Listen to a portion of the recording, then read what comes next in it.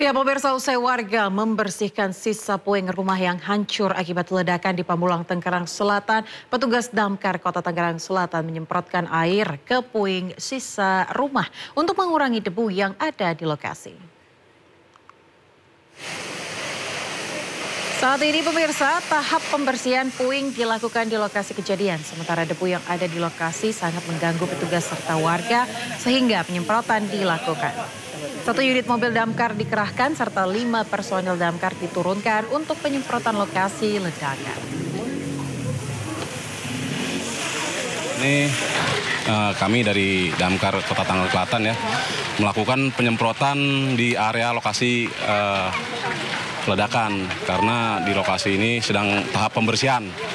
Nah, di tahap pembersihan ini banyak debu-debunya ya bertebaran, makanya kami diminta dari pihak lingkungan masyarakat sini untuk melakukan penyemprotan. Nah, hari ini kita menurunkan 1 unit untuk melakukan.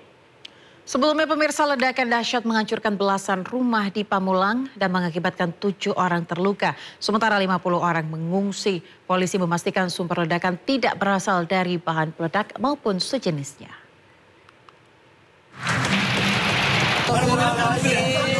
Belakang aja, karena depan udah nggak mungkin.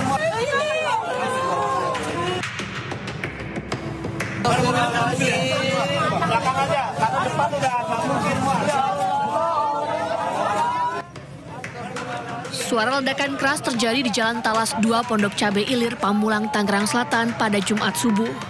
Warga seketika panik mendengar suara ledakan tersebut. Warga merasakan gelap gulita dan rumah-rumah hancur. Berdiri itu, belum mandi, baru mau jalan. Terus suara gemuruh dari atas itu terus aku jedar, nggak ada selang 3 detik nggak ada, langsung jedar. Udah saya panik, anak-anak saya bangunin, terus saya buka pintu pagar gembokan, saya khawatir gemeter, takut kalau dia ada rubuhan kan.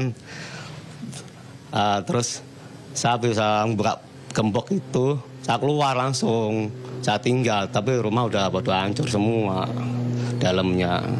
Kalau dari rumahnya Pak Harwoto yang rubuh itu bagian apa, Pak? Di atasnya, iya, atas hancur semua gentengnya, iya.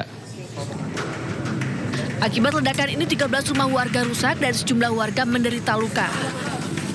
Petugas gabungan dari Polres Tangerang Selatan, Gegana Polda Metro Jaya, dan Puslap-4 Mabes Polri langsung mengolah tempat kejadian perkara di Tangerang Selatan, Banten. Polisi memastikan sumber ledakan bukan berasal dari bahan peledak maupun sejenisnya. Hingga kini aliran listrik di sekitar lokasi kejadian masih padam. Sementara itu 8 saksi sudah dimintai keterangan. Tentunya kami selaku penyidik bekerja sama dengan ahli dari Puslap-4 Polri sementara melakukan olah TKP lanjut. Intinya bahwa masyarakat tidak perlu ragu dan khawatir, untuk TKP sudah disterilkan, tidak ada bahan-bahan yang berbahaya atau yang dapat menimbulkan ledakan. Namun kami mohon maaf, untuk aliran listrik masih kami padamkan sampai dengan nanti proses olah TKP oleh Puslap-4 Polri dan penyidik selesai. Sebanyak 7 orang warga masih menjalani perawatan di rumah sakit akibat luka yang dideritanya. Sementara itu, BPBD Tangerang Selatan mendirikan dapur umum selama 7 hari ke depan guna mencukupi kebutuhan para warga yang terdampak dari ledakan rumah. BPBD Tangerang Selatan mengatakan saat ini terdapat 50 warga yang terdampak dan mengungsi di masjid sekitar. Tim Liputan iNews melaporkan.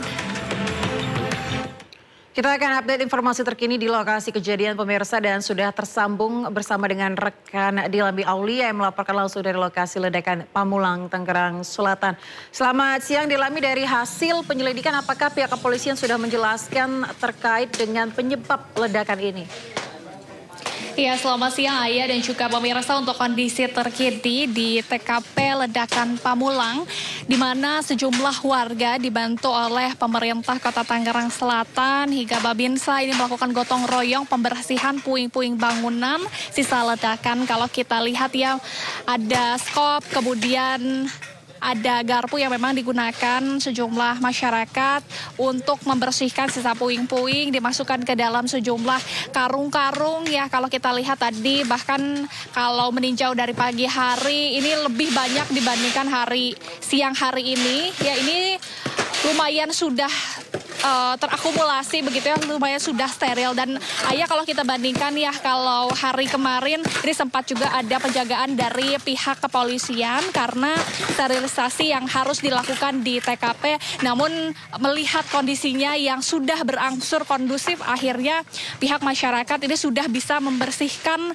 gotong royong akibat dampak ledakan yang terjadi ya. Bahkan Ayah, kalau kami dapat gambarkan kepada Anda ya, sejumlah masyarakat juga turut mengamankan alat-alat elektronik yang masih bisa diselamatkan, mulai dari ada mesin cuci, kemudian ada kulkas, ada lemari-lemari, dan juga peralatan dapur lainnya seperti botol-botol, sendok, hingga piring yang memang masih bisa berfungsi, Ayah dan juga pemirsa ya.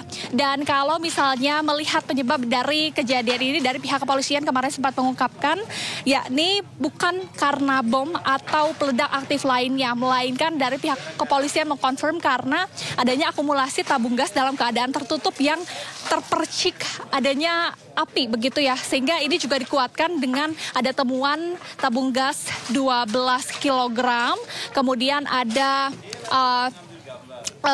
kompor begitu yang memang masih menyala. Dan inilah yang menjadi pemicu terjadinya ledakan di kawasan Pamulang, Tangerang Selatan ini, Ayah. Dan melihat terkait dengan korban begitu ya, ada 7 orang yang memang dilarikan ke rumah sakit, yakni RS Hermina di kawasan Tangerang Selatan. Kemudian ada 16 kakak dan 54 jiwa yang memang sempat diungsikan. Namun terkini, Ayah, sejumlah korban yang mengungsi ini sudah diberikan fasilitas, yakni berupa kontrakan sementara bagi mereka. Sementara itu untuk tindak lanjutnya, pemerintah Kota Tangerang Selatan juga ini akan secara perlahan gitu ya melakukan rekonstruksi dari bangunan warga ini dan membantu pihak warga yang terdampak.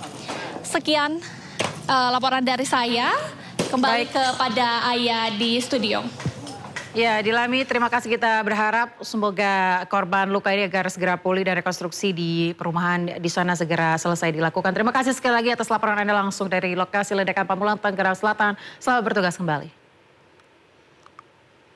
Pemirsa, setelah buron selama 11 tahun dan menjadi anggota DPRD Kabupaten Wakatobi, Sulawesi Tenggara, Lalita alias Litau ditetapkan sebagai tersangka dalam kasus pembunuhan yang terjadi pada 2014 silam oleh penyidik Direktorat Reserse Kriminal Umum Polda Sulawesi Tenggara.